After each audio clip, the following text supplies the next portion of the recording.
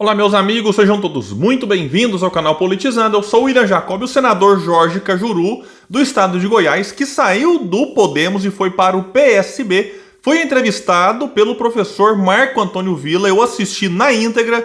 Vou pegar aqui os principais pontos da entrevista, fazer um resumo e nela o senador chegou a fazer revelações importantes e até onde eu sei inéditas, inclusive sobre ali as joias de algo que ele ouviu de alguns procuradores federais. Vamos falar sobre isso também aqui, né, das críticas que ele fez ao Haddad. Ele elogiou o Lula num ponto, criticou no outro, mas antes de falar sobre tudo isso eu quero pedir a sua ajuda. Se chegou no canal, não está inscrito e puder, se inscreva, ative aí esse sininho das notificações para que seja informado sempre que um vídeo novo for publicado aqui. Isso é muito importante. Assim como deixar o like se gostar, se não gostar, mete o dedo no dislike. Comenta aqui embaixo o que você vai achar, qual que é a sua opinião sobre aqui as opiniões do próprio Cajuru e também sobre a figura, uma figura que eu sei que divide opiniões, muita gente gosta, outros não gostam, enfim. E ele agora está no PSB, partido da base aí do governo Lula, e se puder compartilhe para que mais pessoas venham para esse espaço, porque aqui a gente luta por um Brasil melhor. Pessoal, é o seguinte, Cajuru se disse otimista com o governo Lula, porque Lula, segundo ele, compreendeu que não pode errar e que seus ministros também não. Mas aí ele fez alguns alertas importantes. Disse que o Haddad, por exemplo, por ser o ministro da Fazenda, é um que não pode errar de jeito nenhum, mas já cometeu um erro. Disse então sobre o Haddad: ele é muito soberbo, é um homem que tem dificuldade de cumprimentar parlamentares. Aqui pode parecer mesquinharia do Cajuru, preocupado com cumprimento, mas os políticos gostam assim de ser bem tratados. E vejam só o que ele diz mais aqui. Diz que na tribuna fez um alerta ao Lula sobre o desrespeito dos ministros para com os parlamentares. Abre aspas para ele: marca-se uma audiência com ministros, eles ficam 3 minutos contigo e colocam um assessor para te atender. Isso é um desrespeito, até porque o presidente Lula, no começo do governo, falou que todos os ministros deveriam respeitar os parlamentares e conversar sempre com eles. Olha, eu entendo que o ministro deve ter uma agenda um pouco assim, complicada e cheia. Então não deve dar para atender todos os parlamentares, ficando ali horas e horas. Mas também, né, 3 minutos, como o Cajuru coloca aqui, me parece muito pouco. E aí, claro que ele vai lá e faz essa reclamação. E segundo o Cajuru, vejam bem, o próprio Lula cometeu um erro grave no dia anterior ao que ele concedeu a entrevista. Disse que marcou uma cerimônia e simplesmente se atrasou 3 horas. Disse ele que os senadores e deputados tiveram que ficar num ambiente com calor tremendo, sentados, expostos, e ele, Lula, atrasou 3 horas. Não tem cabimento, não tem limite, reclamou o Cajuru, que disse algo aqui importante sobre a reforma tributária. Diz ele que ela já deveria ter começado a ser debatida em fevereiro, e que a partir dela que poderemos ficar mais otimistas de que este governo fará uma gestão melhor do que a primeira do Lula, já que a segunda, na opinião do Cajuru, foi desastrosa. E eu tinha gravado um vídeo aqui sobre uma outra entrevista que ele concedeu ao Villa, e lá ele disse que se o Moro estendesse a mão para ele, lembrando que eles são colegas agora lá no Senado, colegas no sentido de ocupar o mesmo ambiente, a mesma função, disse que não estenderia a mão para Sérgio Moro. Aí ele foi questionado pelo Villa sobre isso e ele disse que continua sem cumprimentar o Moro, sem apertar a mão dele, né? Como disse que não faria, mas disse que o Moro de vez em quando passa, cumprimenta ele batendo nos ombros, porque sabe que o Cajuru não vai estender a mão. Mas que, né, tá tentando ter uma relação republicana com vários senadores da oposição. Até disse que tem uma ótima relação com Hamilton Mourão, quem ele diz respeitar. Trocou elogios com Damares Alves e Tereza Cristina, que são outras figuras da oposição, e diz que no Senado tem pessoas que ele já criticou várias vezes, mas que no dia a dia está tendo uma convivência republicana, mesmo tendo divergências profundas. Isso aqui é uma coisa que eu também, né, fico curioso saber como é que deve ser a relação, porque o Senado, você tem só 81 senadores, na Câmara dos Deputados 513, então no meio de 513 pessoas, muitos nem participam das sessões, às vezes um enquanto está lá no plenário, o outro está no gabinete, ou está fora da cidade, enfim. No Senado, como são, né, menos representantes ali, você está toda hora passando por outro senador, enfim, tendo que discutir algum projeto, alguma ideia, alguma proposta. Então realmente aqui ele vai trazer, né, que Moro ele quer realmente alguma distância, mas dos outros ele já deu uma relaxada em relação àquilo que ele próprio já criticou no passado. Sobre o caso das joias, vejam bem que aqui tem uma revelação. Ele disse que esse caso, a princípio, é batom na cueca. É do tipo que não dá para explicar. E aí ele vai e diz algo importante que eu tenho falado aqui nesse canal há muito tempo. Abre aspas para o Cajuru: se tivesse feito a declaração na alfândega dos 16,5 milhões das joias, e dito que era um presente do governo da Arábia Saudita, né, para o governo brasileiro, ponto final. Ao esconder, disse ele, é porque teve alguma coisa errada. Simples assim, gente.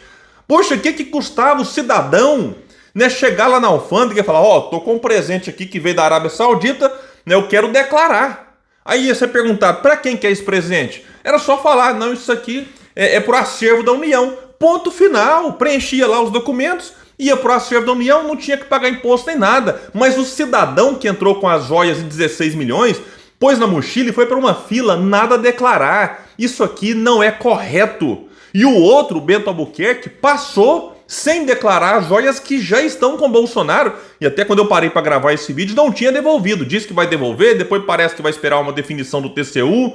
E aí, quando o Bento Albuquerque volta para tentar ajudar o colega lá que ficou preso, né, na alfândega, ele ainda assim não diz, olha, tem uma aqui na minha mochila comigo. Não, ele passou sem falar, voltou, não declarou. Então tem coisa errada. Se não tivesse coisa errada, o que custava, insisto nisso, declarar? Né, mas eu não sei o que está na mochila. Então abre na hora lá, vamos ver aqui, vamos saber junto. Não pode entrar com algo no Brasil, como eu tenho falado, e se fosse droga? Então simplesmente não dá. E o Cajuru vai falar aqui do que ele ouviu de procuradores federais, que teriam dito o seguinte para ele, abre aspas, Cajuru, entenda que há uma principal suspeita nesse escândalo. Lembra da venda da refinaria na Bahia para a Arábia Saudita? Da forma como ela foi vendida? Essas joias cheiram e cheiram comissão, propina. Pois é o que eu tô falando aqui nesse canal há muito tempo.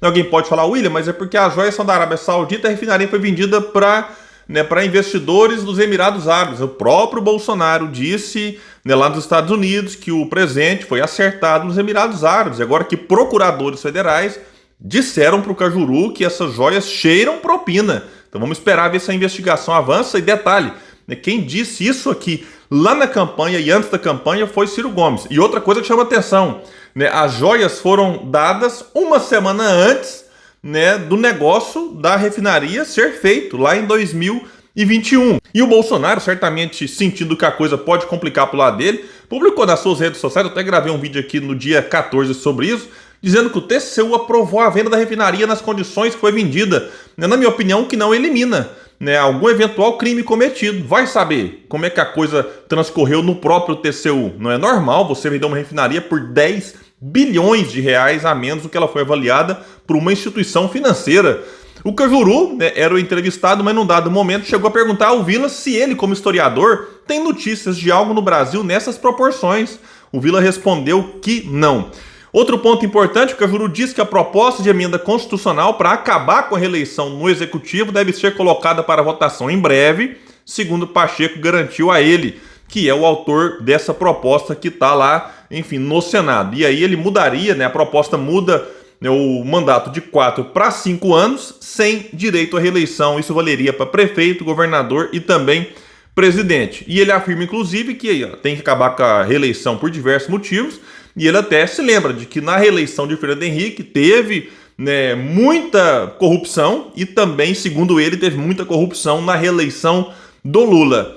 Bom, pessoal, então é isso. Eu vou deixar o link para quem quiser assistir a entrevista completa do Cajuru lá no Professor Vila. Eu quero falar rapidamente de um outro assunto, que o governador Tarcísio, né, leiloou um trecho do Rodoanel. Isso aí foi divulgado no dia 14. E para desviar a atenção, né, de alguns eventuais problemas, né, nesse leilão, o que aconteceu? Foi amplamente divulgada a mudança do nome de uma estação de metrô, de Paulo Freire para Bandeirante Fernão Dias, o que gerou revolta nas redes sociais. Aí ficou todo mundo falando da mudança do nome, enquanto isso o leilão acontecia. Na hora de bater o martelo, produziu uma cena, eu vou até mostrar para vocês. E aqui, na minha opinião, também é uma tentativa para distrair a opinião pública para aquilo que é um problema que eu vou trazer em seguida. Vamos lá então aqui para isso que está sendo muito divulgado nas redes sociais.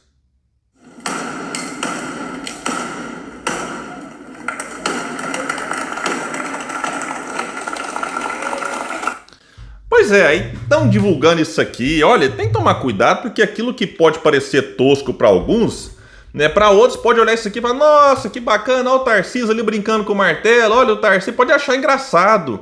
Né, Bolsonaro, enquanto muito tempo atrás divulgava um monte de coisa dele, Bolsonaro, né, comendo ali numa mesa simplesinha, fazendo sujeira com pão, manteiga, leite condensado, não sei o que. O pessoal achando que tava zombando, enquanto você caía no grupo de WhatsApp, a pessoa olhava e falava, nossa, que legal, né? Achava o máximo. É igual isso aqui. Tem gente questionando até a masculinidade do Tarcísio por conta dessa cena. Olha, isso aqui não tem nada demais, tá ali pra chamar atenção. E conseguiu, né, fazer com que a opinião pública caísse igual um patinho em relação a estão discutindo a martelada.